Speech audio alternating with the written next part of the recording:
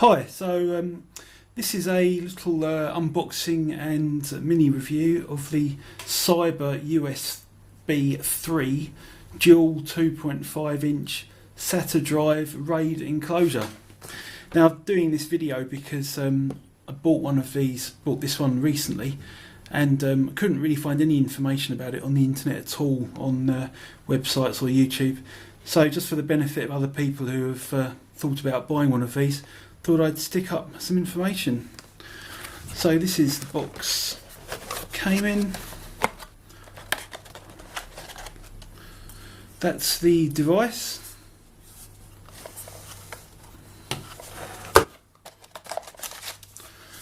Now you get some pretty decent instructions in clear English. So even though it's made in China, this thing, you don't get the English style instructions with this, which is nice. And also in the box came a USB 3 cable. I'm taking it on good faith it's USB 3. It's got the blue colour inside the plug there. And secondary USB cable just to provide extra power to the drive. And the other couple of things you get is a little tiny precision screwdriver, which I've used multiple times and has seems to be reasonable quality. Works alright. And a little bag of mounting screws. So to the drive itself, I've got the 2.5 inch drives mounted in there at the moment. So this holds two 2.5 inch laptop size hard drives. Can apparently support SSD as well, but don't take my word for that. I don't have SSD to test on it. At the moment I have HDDs in there. So it's got a little switch on the back, open and locked.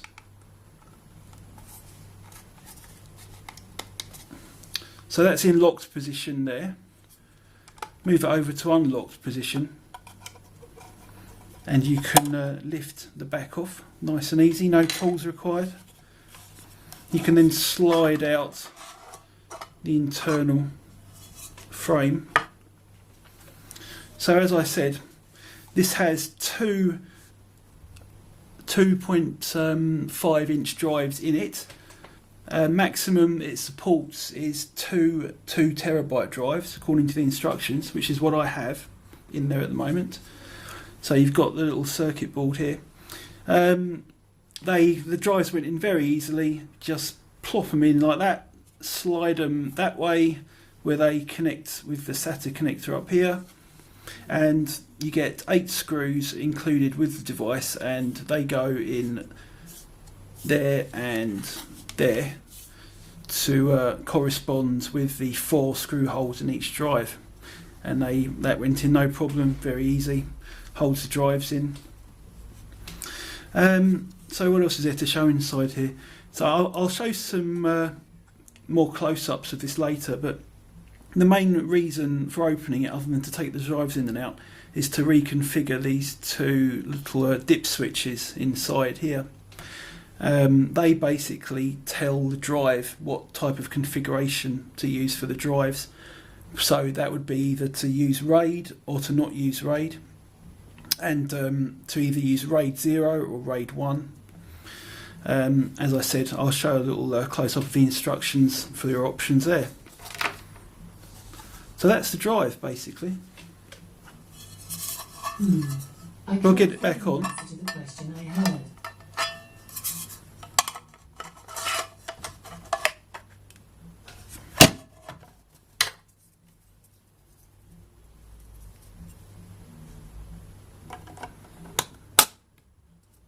And you see it goes on very easily. Slide the lock switch back to that position and it doesn't come off anymore. So I've plugged it into my laptop via USB 3 cable into a USB 3 port. These are the lights you get when it's operating. Now according to the instructions, Each one of those lights represents one of the drives, so you get 2 lights, and they flash when the drives are in operation, when it's being used. And the one thing to keep an eye on with the lights is if they go off. Now, they will go off if the drive goes into sleep mode, if you don't use it for a while. But if one of the drives fails, then the corresponding light will never come on. So as far as I'm aware, that's the only indicator that you get if one of your drives has failed. And apparently, if it's in RAID 1 mirrored mode, I'll just check that's correct. So yes, RAID 1 is mirrored mode. When the lights... They're going again. When one of these lights goes off and you know one of the drives has failed, you simply just put a new drive in, plug it in, and it will indicate that it's recreating the failed drive onto the new drive using the good drive, obviously. So that's the lights on the front. Very simple. Here's just a brief flash of the instructions. I won't bother to try and get these in focus or close up or anything, but you get reasonably good instructions, pretty much everything you need to know. There's the dip switch settings there, various little diagrams, explanation of the difference between RAID 0, RAID 1 and the other modes that it operates in, which is normal mode, which basically means that both the drives in there will be seen as 2 separate drives. And then you get big mode, which will combine both drives to give you the results of the addition of the size of the 2 drives together. So say if I have two 2 terabyte drives in there at the moment. If I had it set to big mode, it would give me 4 terabytes complete of data, but it would mean that if one of those drives failed in big mode, you'd lose data on the whole set, all 4 terabytes. So it's not really recommended for important data, I would say. Normal mode, if one of the drives fails, that one will not work anymore, but the second drive will carry on working. And as it says here with RAID 0, RAID 0 is striping, so it stripes the data over both drives. So you get, in my situation with 2 terabyte drives, you would get 4 terabytes total space, but if one of those drives fails, you lose the whole 4 terabytes. The advantage of RAID 0 is the striping, which means theoretically you get a much higher data rate, throughput of data. The other option for RAID is RAID 1, which is mirroring, which is what I'm using and which is the whole reason why I bought this thing. Mirroring, I'm not an expert on these subjects, but I understand enough. Mirroring is when you basically have the same data duplicated exactly on both the drives. So the downside of this is that you only get the maximum amount of data storage space equals the maximum size of your smallest drive. So in this case, as I said, I have 2 terabyte drives. I've got them in RAID 1 configuration at the moment, which involves putting the dip switches in that position there. And that means that I only get 2 terabytes total of storage space. But if one of those drives fails, which they always do, and I've had that happen many times, which is why I've now resorted to using a RAID enclosure, one of those drives fails, all of your data theoretically is safe, and the other benefit of that is that you can just pop in another new drive to replace the failed one, and all data is replicated back onto that one again, so you're back up and running with a dual RAID drive configuration. So this is just a little comparison I did with Crystal Diskmark reading drive speed results. So the main reason I did this wasn't really to test the overall performance of the unit, which as long as it works I'm not too concerned with, because I'm not using this for any high speed applications. The main reason I did this was to try and understand the point in getting the secondary USB power cable. So I've discovered that it doesn't really make a lot of difference in terms of performance. I did 2 identical attempts with just using the standard USB 3 cable connection. The drive works perfectly just using that single cable, and these were the results. Approximately 40 megabytes per second read, and these 2 here are with the secondary USB power cable connected as well as the main USB cable, and as you see, differences are negligible. Basically the performance is not improved by adding the extra power cable. So I imagine that the power cable's main use is if for some reason your main USB port is not supplying it with enough power, and that would depend on what laptop you're using, what have you. And just wanted to add, these results are with a reasonably old laptop actually. I realised that the power of the laptop will have some effect on these results. It's a Core i3, 8GB of RAM. That's the laptop that I did the test on. Now this is how the drive appears when you first set it up and plug it in to your computer.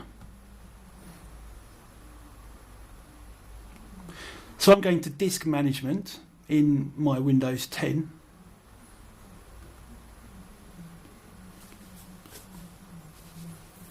The drive doesn't come with any software on CD or anything included with it at all. So basically, once you've popped in your chosen empty blank drives to put in there, it doesn't matter if they're formatted or not, the device will not recognise them, and when you plug it straight into Windows for the first time, they will not be recognised as formatted. So as the instructions say, you have to go into your disk management, which in my case, again with Windows 10, is disk management, which you can just type into search to get to, and the drive shows up. Now I have not tested the various dip switch settings. I bought this just to use as RAID 1. So when I first plugged it in, it showed maximum capacity as 1.8 terabytes, even though there's two 2 terabyte drives in there, which is what I was expecting, so that was good. So to Windows it appears to just be a standard, when you first plug it in, it appears to just be a standard unformatted 2 terabyte drive, or of course 1.8 terabyte formatted. So you go into disk management, you find the drive, which will appear something like this, and you go through this set of options here to format it. So if I was going to do it again, I'd just choose format, go through all that. So I had no problems with that whatsoever, and now it is signed the drive letter and working perfectly well. So this is just to conclude really. One thing I didn't mention before was just to give you a view of the back of the drive. So on the back you get the USB power, which is what this cable goes into, which you get with it, which is just the supplementary USB power, which I have discovered is definitely not essential, unless for some reason your USB ports aren't providing enough power on their own.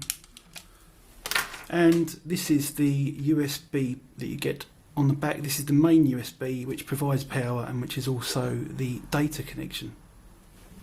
So in conclusion, what do I like about it?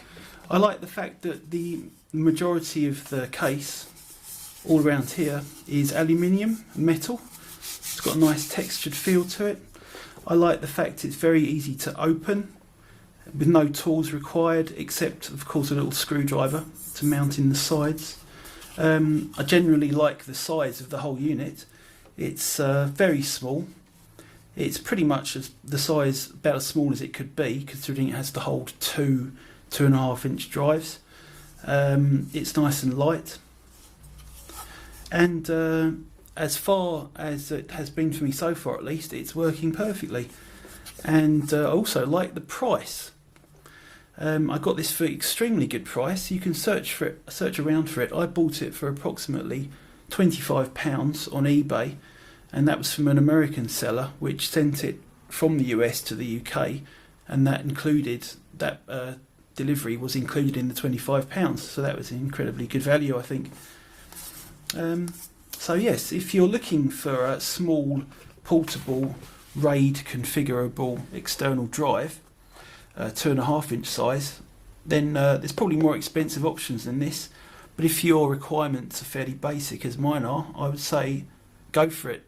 And as I said, I have not been able to test how it performs when a drive does fail. Hopefully that's not going to happen anytime soon. I don't have any failed drives or the ability to carry out any tests on that at the moment. So this test can only be concluded from performance I've had from it so far, which has been very good. My channel is for gaming generally. I won't be doing a lot of tech reviews or tech comments like this. But I will do them now and again as and when I buy stuff which I think people can benefit from a bit of information about, as in the case for this, which, as I said before, I couldn't find really any information previously before I bought it, so it was a bit of a punt when I bought it. But so far I've been very happy with the Syba USB 3 dual enclosure. They do make some other models. I think this is an older model. I'm not sure if they're still making it. You can still buy it in certain places. They have some other models which designed to stand upright. Obviously this one can stand upright, but it's pretty much up to you. The newer models that Syba are branding at the moment are designed more to stand upright, and they slightly resemble little Nintendo Wii consoles, as they're on a kind of an angle as well. Thanks for watching.